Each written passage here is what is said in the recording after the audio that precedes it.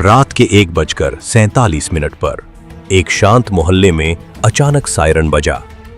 लोग नींद से चौंक कर बाहर निकले और देखा कि पुलिस सीधे अनीता के घर की ओर जा रही है। अनीता एक आम मध्यम वर्गीय महिला, टीचर, 2 बच्चे, सीधी सरल जिंदगी। पुलिस ने दरवाजा खटखटाया। मैडम, आपके नाम से 11 सिम चल रही हैं और उन्हीं में से 3 से बैंक फ्रॉड हुआ है। अनीता ठिठक गई। उनके हाथ से मोबाइल गिरते गिरते बचा। सर, मेरे पास तो एक ही नंबर है, बाकी 10 किसने लिए? अफसरों ने कहा, हम भी यही जानना चाहते हैं। इसी एक लाइन ने पूरे मोहल्ले में खामोशी फैला दी, क्योंकि अचानक हर किसी के मन में वही सवाल उठ गया, क्या हमारे नाम पर भी कोई सिम चल रही है जिसके बारे में हमें पता ही नहीं? और यहीं से कहानी शुरू होती है, भारत की सबसे बड़ी डिजिटल लड़ाई की। सुरक्षा बनाम निजता, सरकार बनाम विपक्ष और आम आदमी बनाम भरोसा। हाल ही में एक सरकारी ऐप का नाम फिर से चर्चा में है, संचार साथी। आपने भी देखा होगा, सोशल मीडिया पर इसके बारे में ढेर सारी खबरें हैं, कई वीडियो हैं, कई आरोप हैं और कई सफाइयां भी। लेकिन असली सवाल 3 है। सरकार इसे अचानक फिर से अग्रेसिवली क्यों प्रमोट कर रही है? विपक्ष इसे सर्विलांस का नया टूल क्यों बता रहा है? और एप्पल, गूगल तक इस मामले में क्यों कूद पड़े?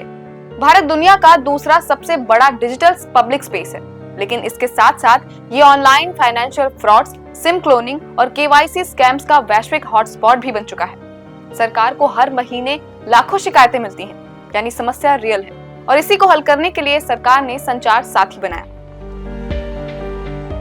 पहला, आपके नाम पर कितनी सिम चल रही हैं, वो सीधे दिखा देता है। अगर आपने 2 ली थीं और सिस्टम में 6 दिख रही हैं, तो आपको तुरंत पता चल जाता है कि किसी ने मिसयूज किया है। दूसरा, अगर आपका फोन चोरी हो जाए तो आप IMEI डालकर फोन को नेटवर्क पर ब्लॉक कर सकते हैं। तीसरा, AI की मदद से फ्रॉड में इस्तेमाल हो रहे सिम पैटर्न्स को पहचानता है और यही हिस्सा इस समय सबसे ज्यादा चर्चा और सबसे ज्यादा विवाद में है। जैसे ही सरकार ने इस ऐप को दोबारा बड़े पैमाने पर प्रमोट किया, विपक्ष ने सीधा आरोप लगाया, ये सर्विलांस बढ़ाने की तैयारी है। विपक्ष का कहना है कि टेलीकॉम एक्ट 2023 ने सरकार को पहले से ही ज्यादा इंटरसेप्शन पावर्स दी हैं। अब ये ऐप उस ढांचे को और मजबूत कर सकता है। एप्पल का तर्क है कि आईफोन में किसी भी थर्ड पार्टी या सरकारी ऐप का फोर्स्ड इंस्टॉलेशन उनकी ग्लोबल सिक्योरिटी पॉलिसी के खिलाफ है। गूगल का कहना है कि एंड्रॉयड में पहले से ही ब्लोटवेयर और डेटा परमिशंस का विवाद है। सरकारी ऐप को सिस्टम लेवल प्री इंस्टॉल करना प्राइवेसी स्टैंडर्ड्स और सिक्योरिटी प्रोटोकॉल्स दोनों को कमजोर कर सकता है। और ये तर्क अब विपक्ष की बात को और मजबूत कर रहा है, जबकि सरकार कह रही है कि ये ऐप कोई call, data, photo, chat, location या प्राइवेट फाइल्स कलेक्ट नहीं करता। सरकार का कहना है कि ये पूरा सिस्टम डेटा प्रोटेक्शन एक्ट 2023 के तहत चलता है। इसका लक्ष्य सर्विलांस नहीं, साइबर फ्रॉड रोकना है। जबकि अगर जनता की हम बात करें तो उसकी सबसे बड़ी समस्या तकनीकी नहीं बल्कि ट्रस्ट डेफिसिट है।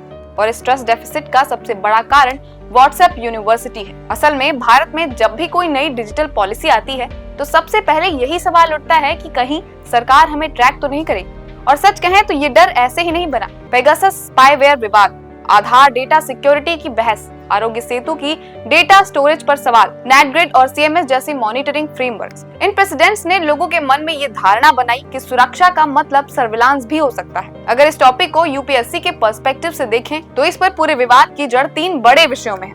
पहला, सिक्योरिटी बनाम प्राइवेसी।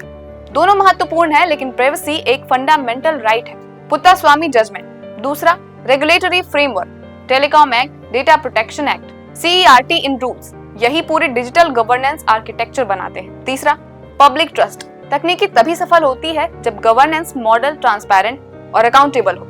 सिक्योरिटी और प्राइवेसी साथ साथ चल सकते हैं, लेकिन तभी जब पॉलिसी डिजाइन और इम्प्लीमेंटेशन दोनों संतुलित हो। आपकी नजर में संचार साथी सिक्योरिटी का कदम है या सर्विलांस का डर? कमेंट सेक्शन में जरूर बताइए, हमें इंतजार रहेगा। और अगर ये विश्लेषण आपको अच्छा लगा हो तो धीरे टीवी को सब्सक्राइब जरूर करें।